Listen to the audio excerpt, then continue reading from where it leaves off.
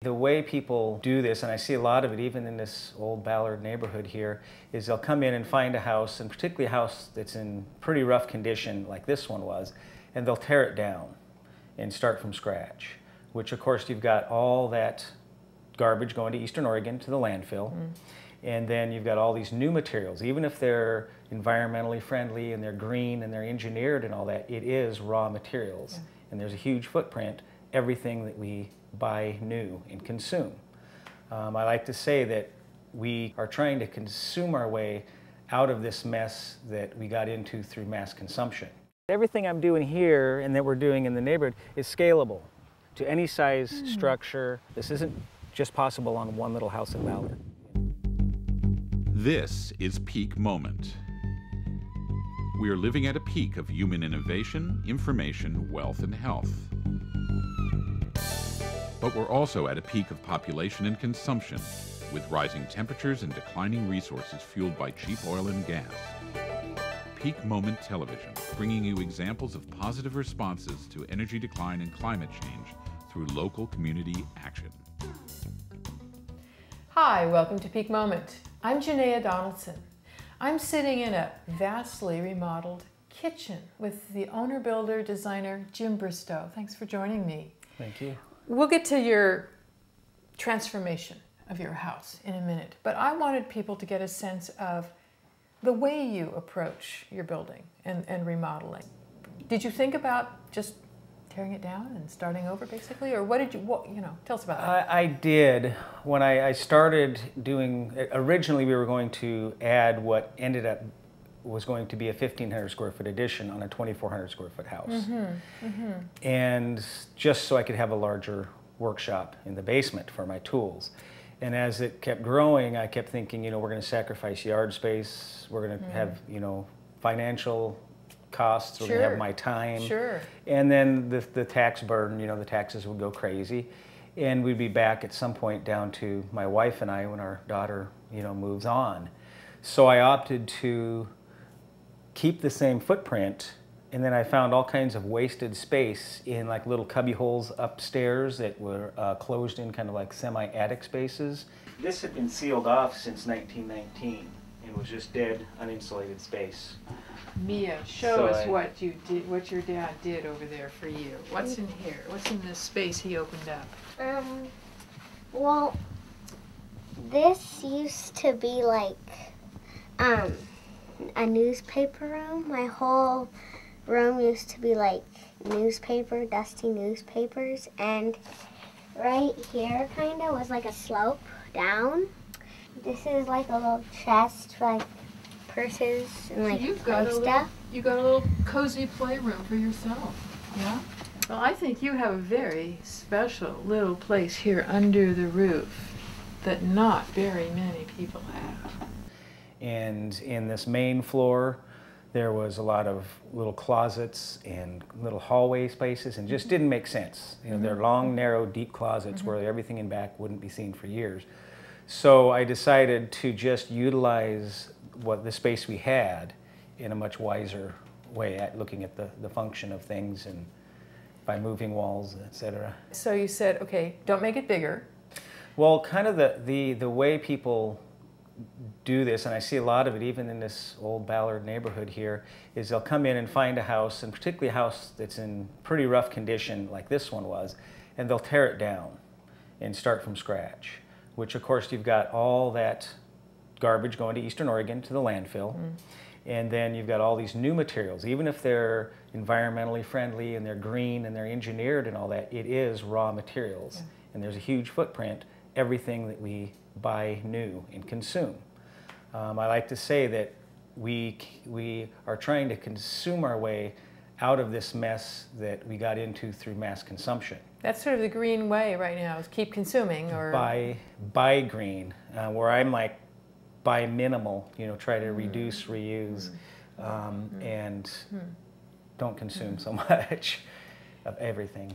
So in doing that here in your own house, tell us how you put that into practice.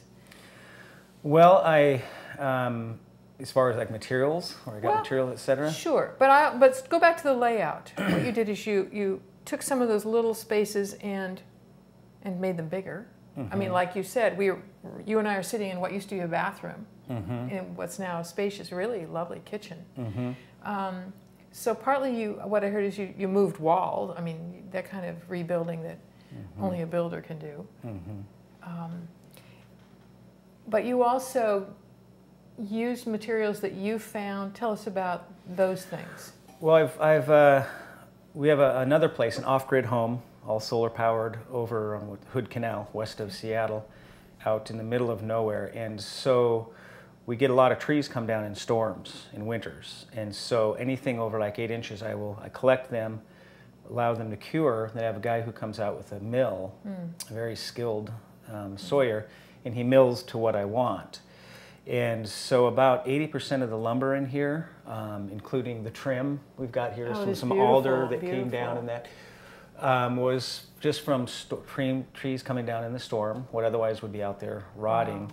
Also, I find like places are going out of business, door shops and trim shops, and a lot of the stuff is headed for the dumpster. And I've been lucky and catch them. Our back patio here was from Bergen Park, which was in the center of Ballard, and they remodeled it about 5 or 6 years ago. And as I came by, they were tearing it down and starting to like crush things. So I talked to the contractor and I said, "What are you going to do with this?" They were going to dumpster it. So I paid him $1,000 for these trailer loads of big beams. This was the stage. Fabulous. There, all kinds of benches. So I kept everything out of the landfill. Saved them a lot of money. They then were meticulous about how they disassembled it versus just destroying it. So I've been using those materials for a number of years. I still have many beams left, and so that kind of thing. I can see when I've dismantled houses over the years, I'll open up walls and I'll see, the structure of the wood, the grain.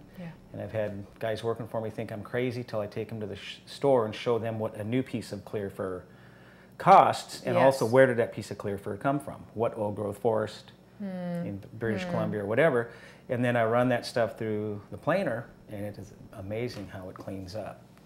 So you're reclaiming, reusing wherever you can.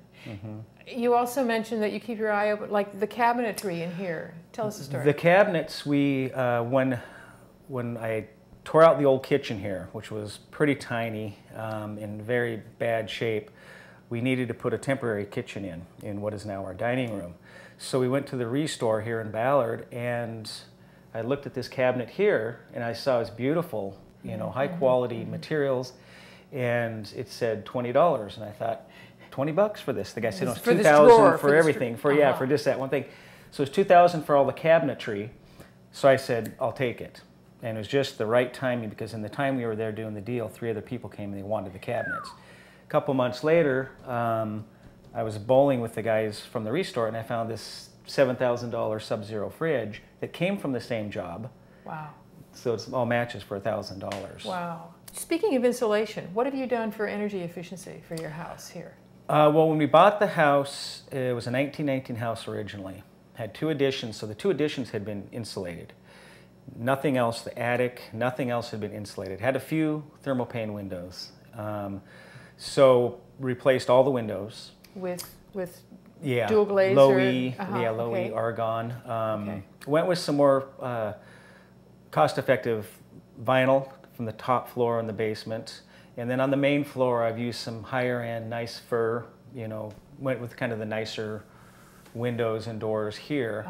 And then I've insulated everything, the attic. So did you put insulation into the inner part of the walls down, that didn't have it? Yeah. What would you use?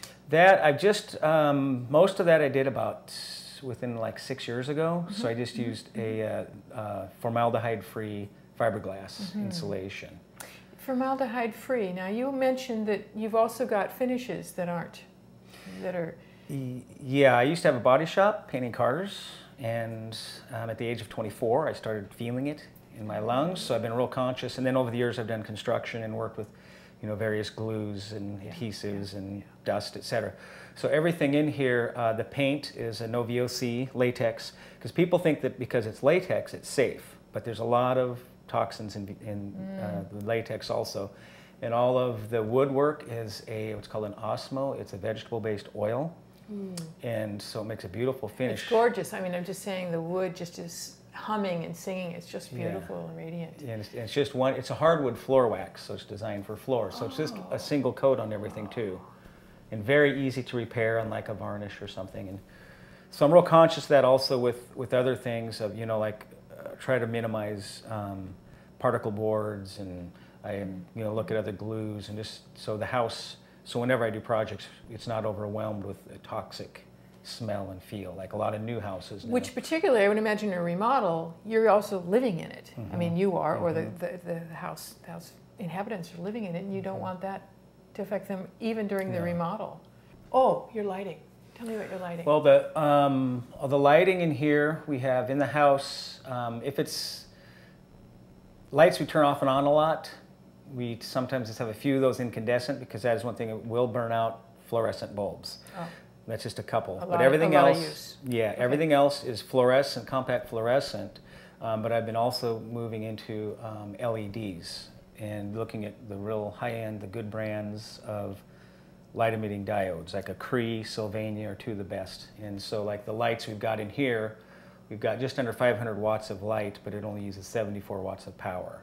Wow. And so these are things that I do in conjunction with the solar. So solar? Tell me about the solar. So we got solar modules on the roof. Okay. PV. For electricity. For electricity. Okay. That's grid tie. So when we're making excess, we send it back to the utility. Okay. And before we did solar, we brought our energy usage down to around 12.5 kilowatt hours a day. 12.5. That's pretty low compared to most Americans. Yeah, the average U.S. home is around 35 kilowatt hours a day. The average Ballard house of this same configuration. Right. Now we have gas, hot water, and gas heat. Everything else is electric. The stove, the dryer, everything else. It's all electric. Is all electric. Okay. And I look at other homes similar to this in the neighborhood, friends of mine, and to compare, and they're up around 40 to 45 kilowatt hours a day. Wow. Just because of the long, dark, and because we're very high tech. So it's an awful lot of energy, phantom energy devices, like little cubes in the wall, phone chargers,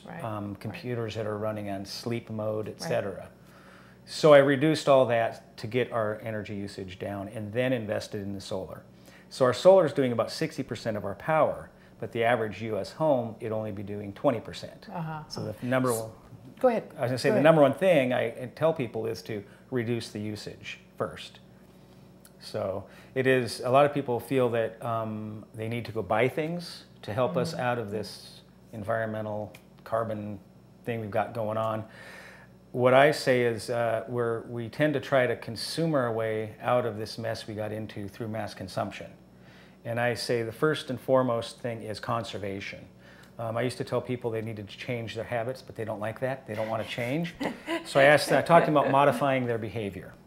And behavior is good and modification is good. and I have them come over to the house and they can see that we don't live in a cave. Yeah. That we have a TV.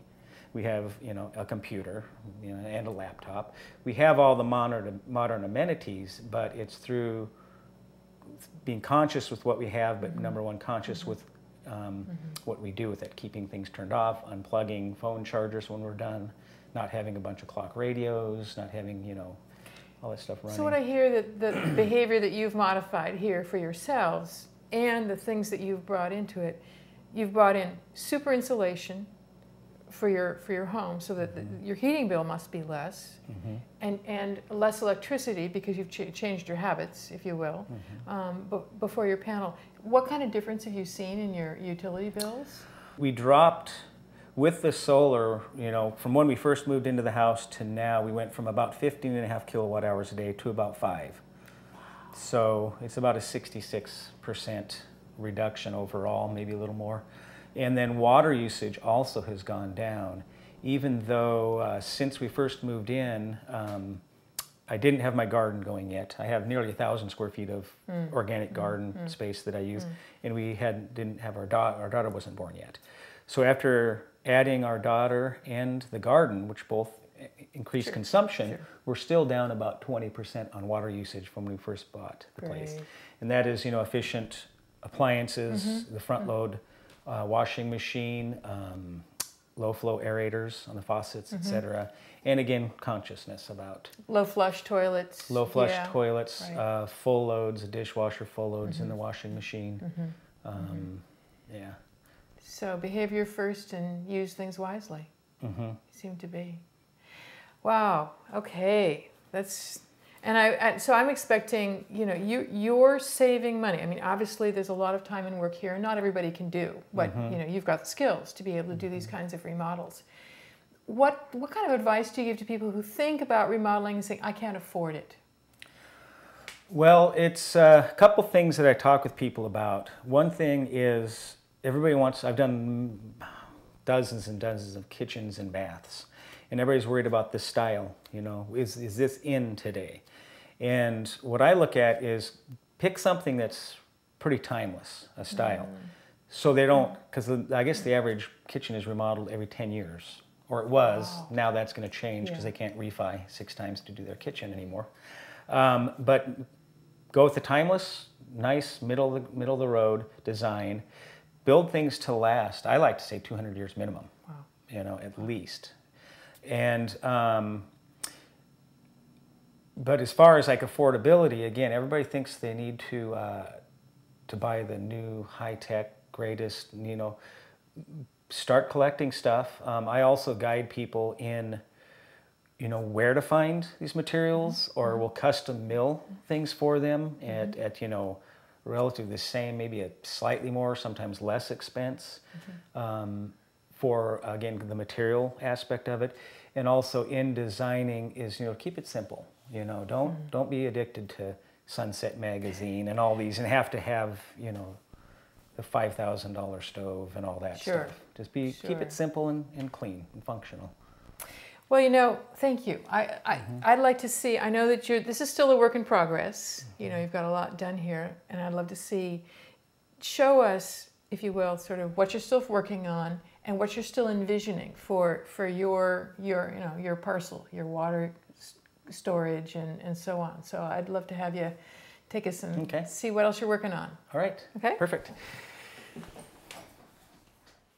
I wanted to see what this building started as, and you've got some of the old siding still up there and the new. So tell me, what did you begin with?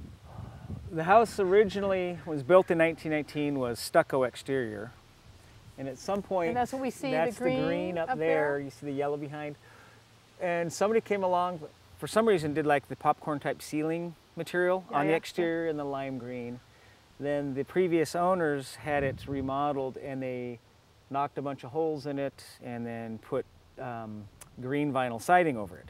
So that's what I began with. I had hoped to see some beautiful old cedar siding under the vinyl, but I ran into this.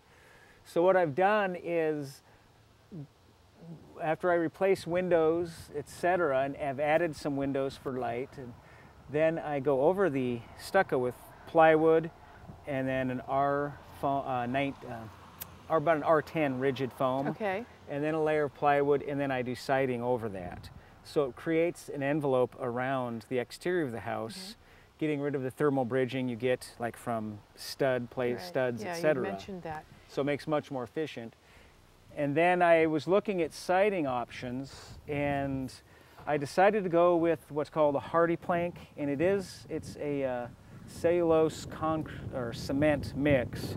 And I try to avoid as much cement because 8% of global greenhouse gases are produced through the production of cement. Wow. But I looked at this and I thought, well, it's extremely durable. It won't rot, crack, chip, warp. Bugs don't like it. Takes paint great, and very little maintenance on it. It's fire resistant. Perfect for the Northwest climate. So I thought, so that's another thing I look at, is I look at the whole embodied energy and embodied socioeconomic, environmental impact of what I use, and then I kind of weigh it out. But this versus buying some clear cedar from an old growth forest up in Vancouver Island, you know, hands down. Another thing I like to integrate in this lovely Seattle climate, which is now working in our favor, is hard surfaces. Like I like to go with a porcelain tile. I build the structure again to last 200 years, properly with maintained. with your salvaged wood, you said. Yes, salvage Yeah. beams, etc. And then do this surface so you can pressure wash it once a year. You don't have to repaint it. Therefore, you're not using excess paint and replacing rotting wood, etc.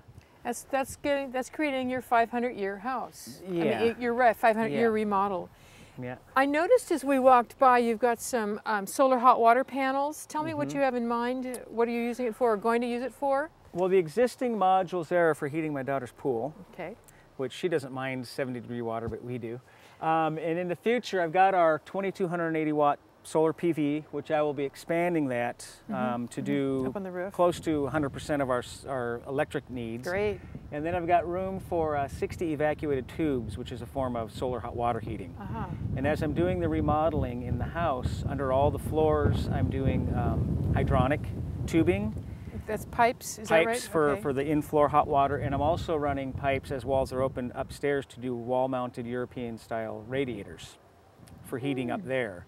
So in the future, I will do, in this climate, we're unable to completely heat a house with solar, but in conjunction with the super insulation, we will offset some of our heating needs through the solar hot water and produce probably 100% of our domestic needs. Great, that's great. Yeah. Speaking of heating, you mentioned an idea you have, whether you do it or not, in here relative to a heat exchange. Tell, how does that work? Well, two things. One is I'm going to be putting a greenhouse in here, and I'm working on a solar thermal heat capturing with that greenhouse. And also in the ground here, you can do like a heat sink, thermal heat sink in ground, and capture water, so the excess heat from like the solar during the summer when we have more than we need can be captured and stored in the ground, then re-released through the winter. Wow. And I know of a group of guys, a company that's doing this in Massachusetts very successfully. And of course, Massachusetts, much more extreme winters. Sure, so this may, well, we'll have to come back if you get into that and see what you've done. Yeah. And then you've talked about doing your rainwater catchment, because this, including that your city is helping to encourage people to do rainwater catchment? They are. They will pay up to $4 a square foot for every foot of roof area where you capture rainwater from. So I have been designing over a number of years to do, to tear this out and replace the retaining wall there and have underground storage containers, cisterns, and on top of that, they would be about a foot under the ground. So on top would be garden steel, and it would, again, it would I'd bring the garden further out. Let's go down. Let's go down and take a look at what you mean, sort of from the street, so people can see where you plan to do that. That makes sense. You can see the garden then too. Sure. Through your garden. I don't have any tulips to tiptoe through, but you tiptoe through the tomatoes. Tiptoe through the tomatoes. Oh, I see. You've got an embankment here from the side. So tell me again, what you're planning? Well, what I will do is come in 2 feet from the sidewalk and excavate this, and I've already got a company that'll custom make the concrete tanks. Oh, so I can get up to 4,000 plus gallons of underground storage, just again, water captured from the roof. And it will, during the winter months, that will, water will be then shunted off into the ground, be absorbed into the ground to keep it out of the stormwater system, because that's an issue we have in the town here is everything going in. And then in the summertime, the water can be used for gardening and for toilets, flushing toilets. So you've got your parking strip garden, and you'll have gardens back up, and your greenhouse, so you have a good part of your water being used. Yeah. Now you said earlier that your rainwater project, you're trying to encourage folks on your street. Tell me about it.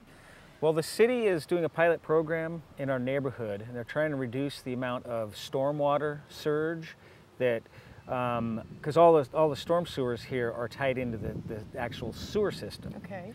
So it overloads the septic, and they dump it straight into Puget Sound many times per year. So trying to mitigate as much on site as they can. So they've got a program going down the road here where they're putting them in the planning strip, and they're even cutting into some of the street to do infiltration. For water to go Yeah, just straight on down? Yes, divert water and have it infiltrate. And they're also doing the alley here. It's the first alley in the city. They're putting porous concrete and trying to capture some of that water flowing down the alley and soaking it. We're in a very good spot right here. We have a lot of sand in the soil.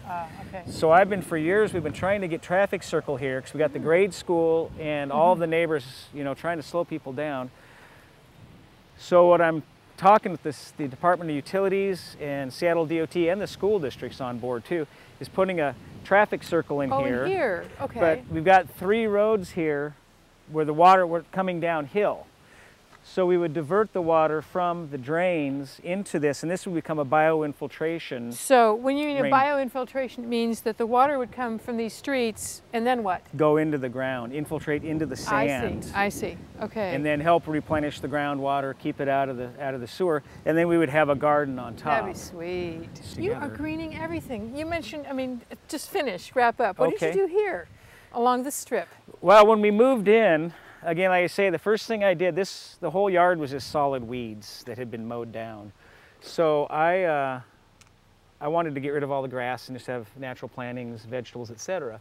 So at the same time, my 3 neighbors to the north were thinking the same thing. So we went in on a huge load of Cedar Grove compost, and then so we all got rid of our grass, and subsequently, if you look down the block, over half, maybe 2/3 of the properties have plantings in here and not grass. What I see here is that you have been an agent of transformation, not only in your house and the houses that you remodeled and probably other buildings and bigger buildings, but your influence with your school, with your neighbor, just what you've done in starting with one parcel. You've transformed your part of the world. Well, one thing I tell people is there's something within reach of everybody to do, whether it's digging up a little grass or, you know, being more conscious about the paint you use, but also that everything I'm doing here and that we're doing in the neighborhood is scalable to any size structure, to any sized community, any size business, government entity. This isn't just possible on one little house in Ballard, you know. So I think that's kind of what I want to get out to people too, is that everybody is able to help to do something with this. Thank you for your transformations, your message, your ideas. I hope they spread far. I hope they scale up all over the place. Thank you for your influence. Thanks for sharing it with us. Thank you. You're watching Peak Moment, locally reliant living for challenging times. My guest is Jim Bristow of Seattle, transforming his part of the world. Join us next time.